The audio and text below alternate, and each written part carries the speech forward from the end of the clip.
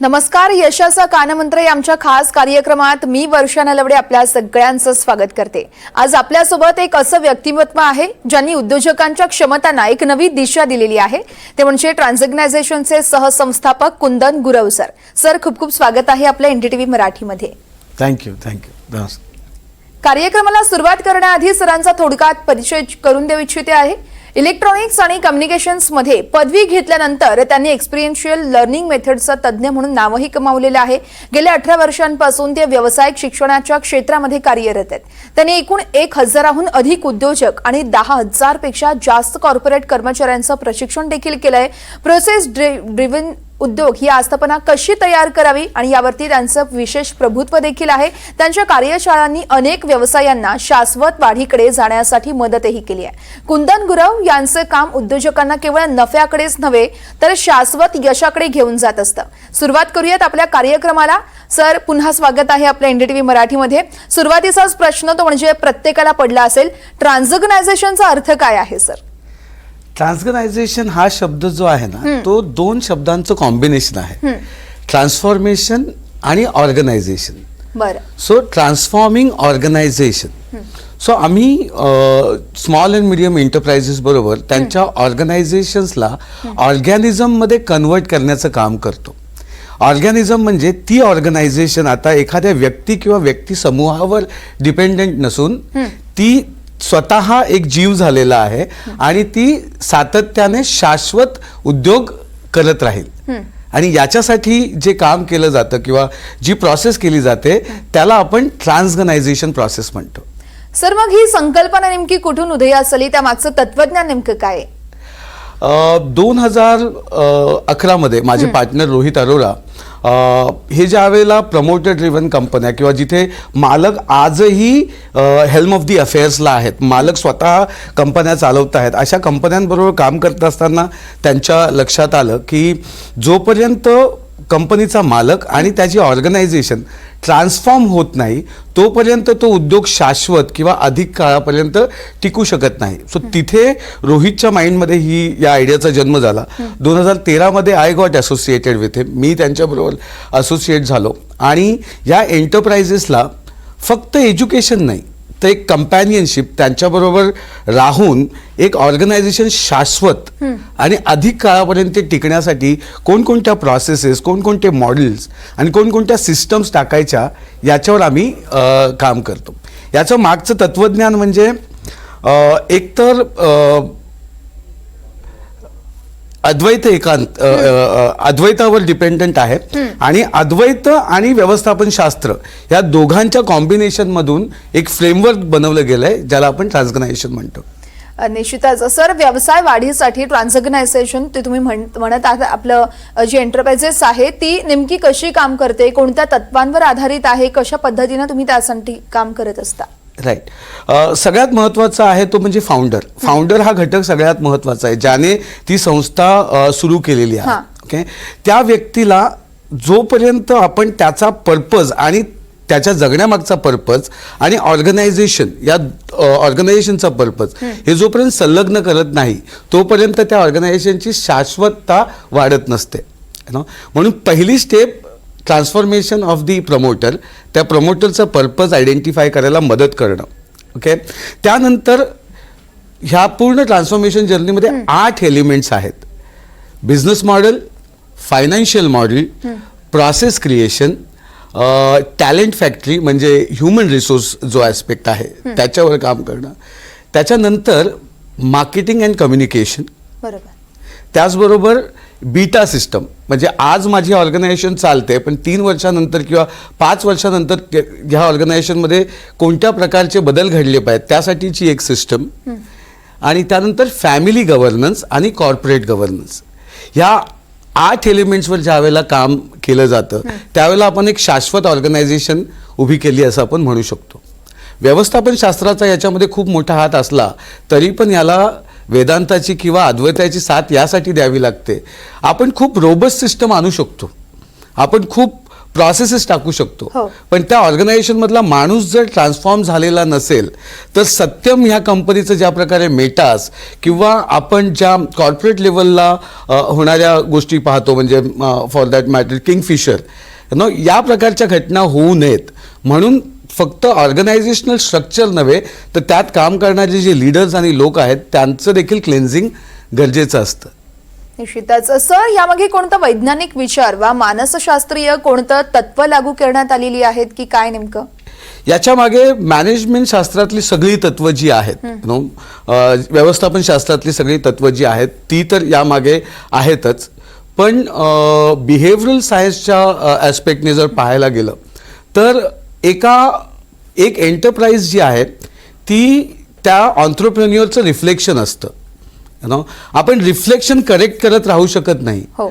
आपल्याला त्या माणसामध्ये करेक्शन आणणं गरजेचं आहे. Organisation or enterprise is a reflection of a entrepreneur. So entrepreneur लेवलला करेक्शन कशा पद्धतीने केलं जाईल याच्यावर शास्त्रोक्त पद्धतीने आणि सायकोलॉजिकली देखील काम केलं जातं. सर, ट्रान्झॅक्शनायझेशन अंमलात आणण्यासाठी नेमकी कोणती ठोस पावलं उचलावी या संदर्भात देखील आमच्या प्रेक्षकांना मार्गदर्शन कराल. सो एखाद्या ऑर्गनायझेशनमध्ये ट्रान्सगनायझेशन अंमलात आणणं म्हणजे काय तर त्या ऑर्गनायझेशनला ट्रान्सफॉर्म करणं. ओके, ट्रान्सफॉर्म कशात करायचंय तर ऑर्गनायझेशन पासून ऑर्गॅनिझम मध्ये ट्रान्सफॉर्म करायचंय. आता हे ट्रान्सफॉर्मेशन जर घडायचं असेल म्हणजेच ती ऑर्गनायझेशन किंवा ती संस्था किंवा ती इन्स्टिट्यूशन व्यक्ती किंवा व्यक्ती समूहावरती डिपेंडंट न राहण्यासाठी ज्या गोष्टी कराव्या लागणार आहेत ते करणं म्हणजे ट्रान्सगनायझेशन. ओके, ठोस पावलं म्हणजे उद्योजकाला आणि उद्योजकाबरोबर जोडले गेलेल्या लोकांना ह्या गोष्टीची अंडरस्टँडिंग किंवा या गोष्टीचं बिलीफ असणं गरजेचं आहे की आम्ही फक्त ह्या इन्स्टिट्यूशनचे कस्टोडियन आहोत. आमच्या नंतरही इन्स्टिट्यूशन चालणार आहे आणि आमच्या नंतरही जर ही इन्स्टिट्यूशन चालायची असेल तर मग ह्या इन्स्टिट्यूशनमध्ये अशा कोणकोणते स्ट्रक्चर्स अशा कोणकोणत्या सिस्टम्स ज्या आहेत त्या टाकणं गरजेचं आहे. सो पहिला हा थॉट प्रोसेसच्या लेवलला झालेला बदल आणि त्याच्यानंतर मॅनेजमेंट सायन्समध्ये ज्या ज्या गोष्टी आहेत म्हणजे आपण मगाशी बिझनेस मॉडेलबद्दल म्हटलं, फायनान्शियल मॉडेल, प्रोसेसेस ह्या सगळ्या ह्याचा नुसता अभ्यास करून चालणार नाही तर ह्या ग्राउंड लेवलला इम्प्लिमेंट करणं गरजेचं आहे. ज्यावेळेला ह्या इम्प्लिमेंटेशन होतं आणि मानसिक लेवलला ज्यावेळेला बदलाव झालेला असतो, ट्रान्सफॉर्मेशन झालेलं असतं त्यावेळेला एक ऑर्गनायझेशन ऑर्गॅनिझममध्ये कन्वर्ट होऊ शकते. निश्चितच सर, ही प्रक्रिया एक छोटा व्यवसाय असो किंवा मग मोठा व्यवसाय असो नेमकी कशा पद्धतीने अंमलात आणता? ओके, आता याच्यामध्ये ना आपण 3 प्रकार मध्ये ऑर्गनायझेशन्सला आपण डिवाइड करू शकतो. सगळ्यात पहिला आहे मायक्रो जो खूप मोठी संख्या आहे. मायक्रो, स्मॉल आणि मीडियम. ओके, मायक्रो एंटरप्राइजेसमध्ये त्यावेळेला त्यांची जी गरज असते ती सर्व्हाइव्ह करणं आणि सस्टेन करणं असतं. त्यामुळे मायक्रो एंटरप्राइजेसमध्ये रेव्हेन्यू कशा पद्धतीने बिल्ड केला जाईल, त्यांची उलाढाल कशी वाढवली जाईल, त्यांचा सेल्स कसा वाढवला जाईल याच्यावर फोकस केलं जातं. मीडियम स्मॉल एंटरप्राइजेस ज्या आहेत म्हणजे मायक्रोपासून ज्या वेळेला त्या स्मॉलमध्ये जातात किंवा 5 करोडपेक्षा अधिकचा ज्या वेळेला त्यांची उलाढाल होते त्यावेळेला स्मॉल लेवलला ऑर्गनायझेशनमध्ये क्लेन्झिंगची गरज असते. आपण मायक्रो असताना बऱ्याच ॲक्टिव्हिटीज करतो, त्या activities over the period of time irrelevant होतात. त्या तशाच जर आपण पुढे घेऊन गेलो तर आपण स्मॉलपासून मीडियम होऊ शकणार नाही. त्यामुळे स्मॉल लेवलला ऑर्गनायझेशन बिल्डिंग, ऑर्गनायझेशनला क्लेन्स करणं, त्याचं विजन डिटरमाइन करणं, त्याचं भविष्य डिटरमाइन करणं या सगळ्या गोष्टी केल्या जातात. आणि ज्या वेळेला ही स्मॉलमधून मीडियममध्ये जाते त्यावेळेला मग सक्सेशन प्लॅनिंग, त्यावेळेला मग IPO करणं किंवा इतर कंपन्यांना ॲक्वायर करणं किंवा स्वतः एखाद्या कंपनीमध्ये ॲक्वायर होणं, प्रायव्हेट इक्विटी आणणं, ग्लोबल स्केलला जाणं ह्या सगळ्या गोष्टी ह्या मीडियम लेवलला केल्या जातात. तर म्हणजेच एक ऑर्गनायझेशन ज्या वेळेला ऑर्गॅनिझम बनत असते तेव्हा ती वेगवेगळ्या स्टेजेसमधून जाते. स्मॉल स्टेजेसमध्ये वेगळ्या ॲक्टिव्हिटीज, मायक्रोमध्ये वेगळ्या ॲक्टिव्हिटीज, स्मॉलमध्ये वेगळ्या ॲक्टिव्हिटीज आणि मीडियममध्ये वेगळ्या ॲक्टिव्हिटीज केल्या जातात. निश्चितच सर, व्यवस्थापन असेल त्याशिवाय कर्मचारी, ग्राहक आणि मूल्यनिर्मिती देखील या ठिकाणी अतिशय महत्त्वाची आहे. त्यामुळे या सगळ्या पातळीवरती कशा पद्धतीने काम केलं जातं आणि आपण ट्रान्झॅक्शनायझेशनच्या थ्रू नेमके काय बदल घडवता? आता आपण ज्यावेळेला एका उद्योगाकडे बघतो आणि त्या उद्योगाची जी ऑर्गनायझेशन आहे तिच्याकडे ज्यावेळेला बघतो त्यावेळेला एक गोष्ट लक्षात घेणं गरजेचं आहे की लोक असतील, ह्युमन रिसोर्स असेल, फायनान्स असेल, प्रोसेसेस असतील, मार्केटिंग असेल, या सगळ्या गोष्टी ह्या इंटरडिपेंडंट आहेत. त्यामुळे ह्यातल्या कुठल्या एका गोष्टीवर हे आयसोलेशनमध्ये काम करून चालत नाही. किंवा तुम्ही जर फक्त एका ॲस्पेक्टवर आयसोलेशनमध्ये काम केलं तर त्याचे इम्पॅक्ट इतर जे फंक्शन्स आहेत त्याच्यावर असणार असतात. आणि जर ते अँटिसिपेशन नसेल तर ही जी काही जर्नी आहे, ट्रान्सफॉर्मेशनची जर्नी, ही फायद्याची होण्याऐवजी नुकसानाची होण्याची शक्यता जास्त होते. ओके. आणि म्हणूनच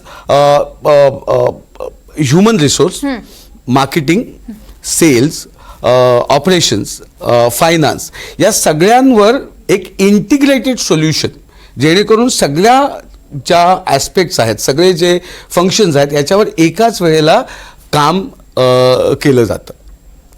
निश्चितच सर, आता एवढी सगळी माहिती ऐकल्यानंतर प्रत्येकालाच प्रश्न पडला असेल की सुरुवात नेमकी कशी करायची, प्रक्रिया नेमकी काय आहे, ती देखील आमच्या प्रेक्षकांना सांगाल. सुरुवात करण्यासाठी सगळ्यात पहिलं ज्यावेळेला एखादी ऑर्गनायझेशन आमच्याकडे अप्रोच होते त्यावेळेला आमची एक डायग्नोसिस प्रोसेस आहे. त्या डायग्नोसिस प्रोसेसमध्ये आपण त्या ऑर्गनायझेशनची 360 डिग्री डायग्नोसिस करतो. अगदी ग्राहकांचा फीडबॅक, वेंडर्सचा फीडबॅक, एम्प्लॉईजचा फीडबॅक, प्रोसेसेसची अंडरस्टँडिंग, फायनान्शियल ऑडिट, या सगळ्यातून ज्यावेळेला 360 डिग्री ऑडिट केलं जातं त्याचा एक रिपोर्ट बनतो. आणि त्या रिपोर्टमधून माहिती पडतं की या ऑर्गनायझेशनवर कोणकोणत्या लेवलला काम करणं गरजेचं आहे. सो पहिली स्टेप तर आहे आमच्या ऑर्गनायझेशनला कनेक्ट झाल्यानंतर ऑर्गनायझेशनचं ऑडिट करून घेणं किंवा 360 डिग्री ऑडिट करून घेणं. 360 ऑडिट करून घेतल्यानंतर रिपोर्ट तुमच्याकडे येतो. आता ह्या रिपोर्टच्या बेसिसवर पुढच्या ॲक्शन काय घ्यायच्यात या एखादी संस्था आमच्या बरोबर घेऊ शकते किंवा त्यांच्या इंटरनल टीम बरोबर पुढच्या स्टेप्स घेऊ शकते. निश्चितच सर, ट्रान्सऑर्गनायझेशन हे केवळ एक मॉडेल आहे का आणि ही एक जीवन पद्धती आहे, नेमकं काय आहे?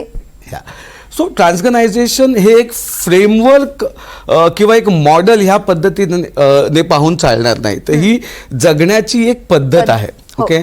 ज्यावेळेला आपण एक जगण्याची पद्धत म्हणतो त्यावेळेला इथे अपेक्षित असं आहे की माझ्या एक्झिस्टन्सचं कारण काय आहे आणि मी ज्या वेळेला ह्या जगात एक्झिस्ट करतोय त्यावेळेला अनेक गोष्टी मी कन्झ्युम करतोय आणि माझ्या कन्झम्पशनपेक्षा माझं कॉन्ट्रीब्युशन जास्त आहे का. आणि ज्या वेळेला माझ्या कन्झम्पशनपेक्षा माझं कॉन्ट्रीब्युशन जास्त असतं त्या वेळेला माझी शाश्वतता वाढते. बरोबर. मग ते पर्सनल लाईफमध्ये असेल किंवा बिझनेसमध्ये असेल. बऱ्याच वेळेला असा गैरसमज आहे की बिझनेस हा नफा कमवण्यासाठी केला जातो किंवा ही सामान्य थॉट आहे की बिझनेस हा नफा मिळवण्यासाठी केला जातो. कोणतीही ऑर्गनायझेशन तोपर्यंत नफा कमवूच शकत नाही जोपर्यंत तिने समाजामध्ये ग्राहकांसाठी व्हॅल्यू क्रिएट केलेली नाही आहे. त्यामुळे इट स्टार्ट्स विथ गिव्हिंग. गिव्हिंगने सुरुवात होते आणि गिव्हिंग जर स्ट्रॉंग असेल तरच मिळकत होते. त्यामुळे नफा हा तुम्ही किती व्हॅल्यू देताय त्याचं बाय प्रॉडक्ट आहे. सो ट्रान्सऑर्गनायझेशनची जी लाईफस्टाईल आहे, it talks about you need to create enough value, you need to give enough so that you can get what you are expecting. Sir, खरं तर अनेक जण बोलत असतात, अनेक जण सजेस्ट करत असतात की तुम्ही उद्योगात उतरा, व्यवसाय करा किंवा इतर गोष्टी, मात्र या ठिकाणी टिकण्यासाठी तुम्ही इतकं वेगळ्या पद्धतीनं सगळं काम करत आहात. एखादा एवढ्या वर्षांच्या प्रवासातला एखादा किस्सा जो तुमच्या आठवणीत राहिलेला आहे? खूप म्हणजे तुम्ही आता तुमच्या प्रश्नात म्हटलं की खूप मोठ्या प्रमाणावर मोटिवेशन दिलं जातं की उद्योगात उतरा.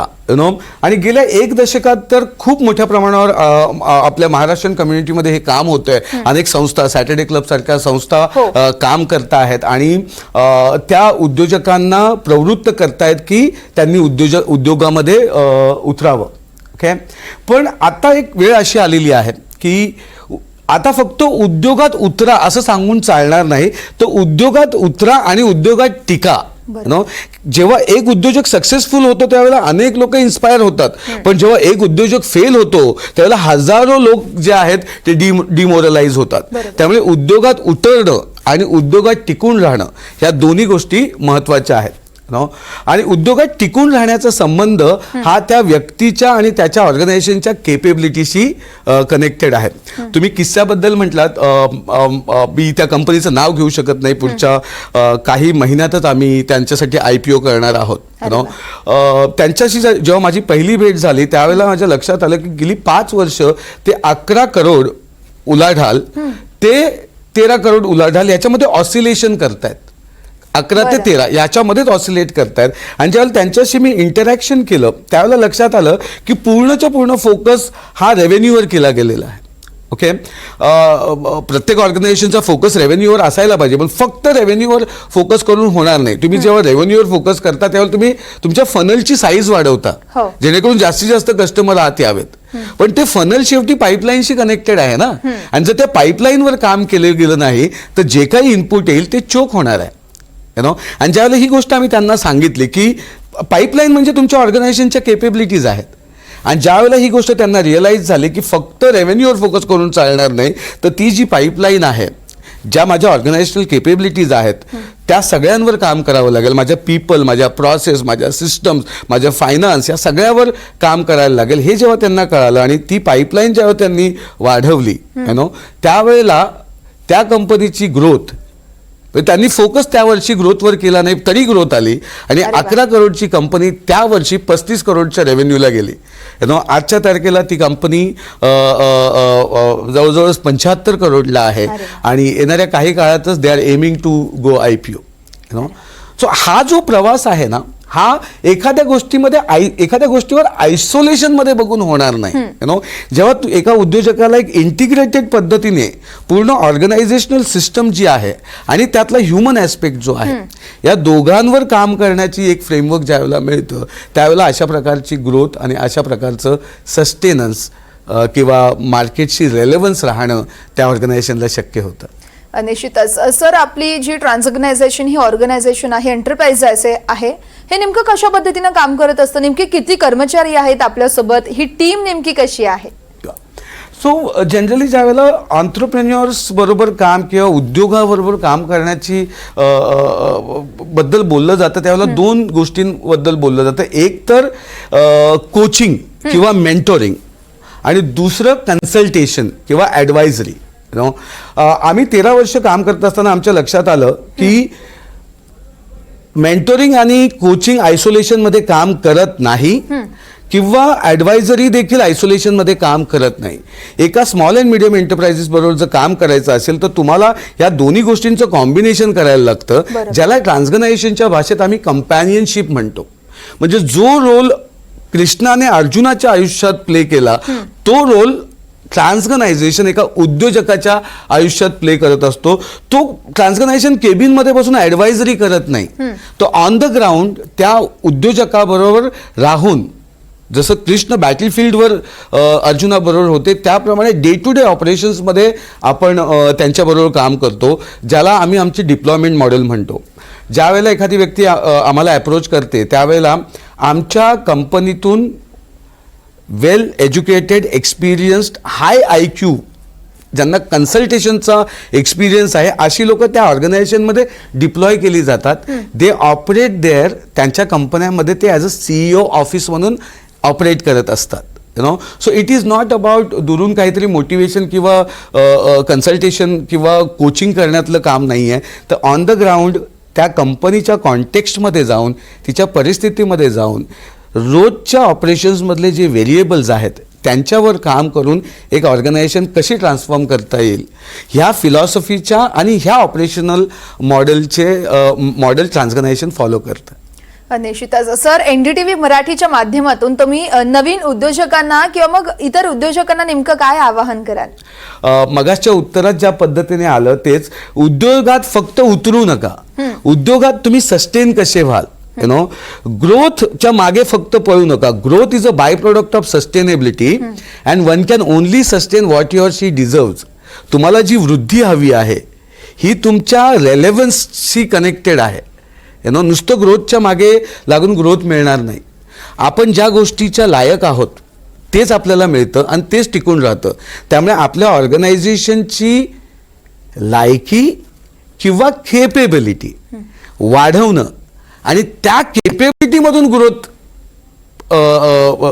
प्राप्त करणं, कारण मग ती ग्रोथ जी आहे ती अधिक काळापर्यंत सस्टेन होऊ शकते.